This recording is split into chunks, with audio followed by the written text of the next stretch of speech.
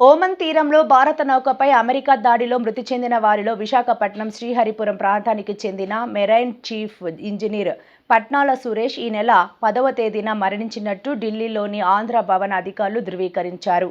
ఈ ఘటనలో 3 భారతీయులు మృతి చెందారని తెలిపారు. శాసనసభ్యులు గణబాబు మృతునికి నివాళులు అర్పించారు.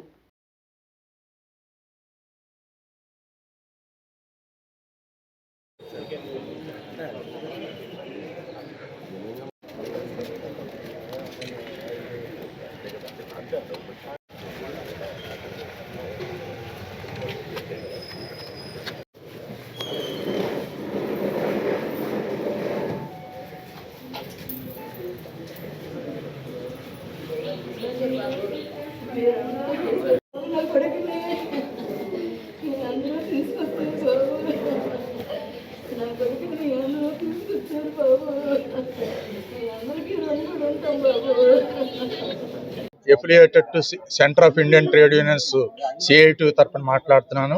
VS Padmanabharaju, water transport workers federation of India, అన్ని మేజర్ పోర్టులకి సంబంధించినటువంటి ఫెడరేషను, దాని తరఫున కూడా మేము మాట్లాడుతున్నాం. ఈరోజు ఈ నెల జూన్ 11వ తేదీన గల్ఫ్ ఆఫ్ ఒమన్ తీరంలో ఆయిల్ ట్యాంకరు ఎంటీ సెటిబెలో అనే ఆయిల్ ట్యాంకర్లో పనిచేస్తున్నటువంటి సీఫేరర్స్లో 24 మంది మన ఇండియన్స్ పనిచేస్తూ ఉన్నారు.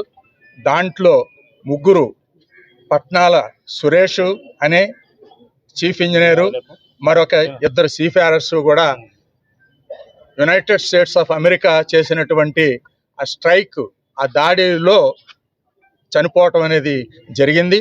చాలా ఇది క్రూరత్వం అయినటువంటి దాడి అని చెప్పేసి మేము భావిస్తూ ఉన్నాం. ఎందుకనంటే ఈ నావికులు ఆ ఆయిల్ ట్యాంకర్లో పనిచేస్తున్నటువంటి వృత్తిపరంగా పనిచేస్తున్నటువంటి సీఫేరర్స్కి ఆ యుద్ధంతో ఎటువంటి సంబంధం లేదు.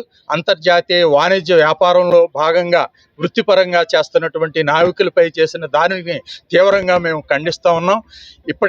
ఇప్పటికే దాని మీద సమగ్రమైనటువంటి నిష్పక్షపాతమైనటువంటి అంతర్జాతీయంగా దర్యాప్తు జరపాలని చెప్పేసి ఐక్యరాజ్య సమితికి మేము ఇప్పటికే రిప్రజెంట్ చేసి ఉన్నాం. అమెరికా యొక్క దాడిని మీద పూర్తిగా బాధ్యత వహించాల్సింది యునైటెడ్ స్టేట్స్ ఆఫ్ అమెరికా అని చెప్పేసి మేము భావిస్తూ ఉన్నాం.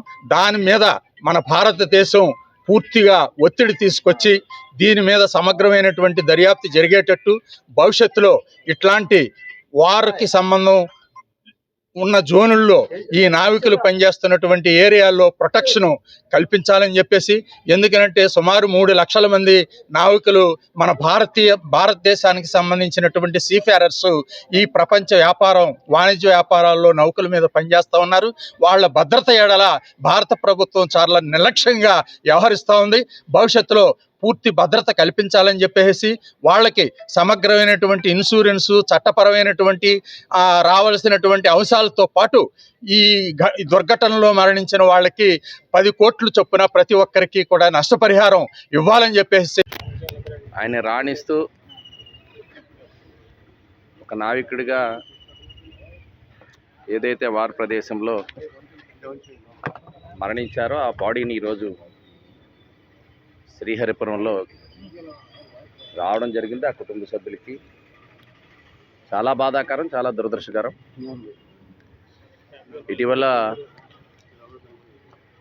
నేను 2 రోజుల క్రితం చూశాను, ప్రధానమంత్రి గారు అదేవిధంగా ట్రంప్ గారు సమావేశంలో ప్రధాన అంశంగా ఈ అంశం రావటం, భవిష్యత్తులో ఇలాంటివి జరగమనేటువంటి ఒక హామీని కూడా పొందడం జరిగింది.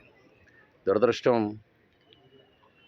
దానికి ముందుగానే ఈ ఘటన చేసుకోవడం, 3 భారతీయులు చనిపోవడం అనేది జరిగింది. అందులో మన ప్రాంతవాసి, తెలుగువాడు, విశాఖవాసి ఉండడం అనేటువంటిది బాధాకరం.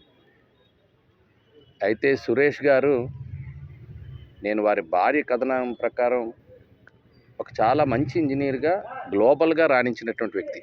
గ్లోబల్లో ఉండేటువంటి చాలా కంపెనీస్ అక్కడ ఉండేటువంటి మిగిలిన ఇంజనీర్స్తో కూడా ఒక కార్డియల్ రిలేషన్ కానీ, ఒక ఎఫిషియెంట్ ఇంజనీర్గా రాణించడం, అంటే వర్కాలిక్గా ఆ పెర్ఫార్మెన్స్, ఆ వర్కింగ్ నేచరు, ఆ మేనేజ్మెంట్ కూడా ఈయన్ని ఎప్రిషియేట్ చేయటం, ముఖ్యంగా ఒక ధైర్యవంతుడిగా ముందుకు వెళ్ళడం అనేటువంటిది జరుగుతూ ఉండేది.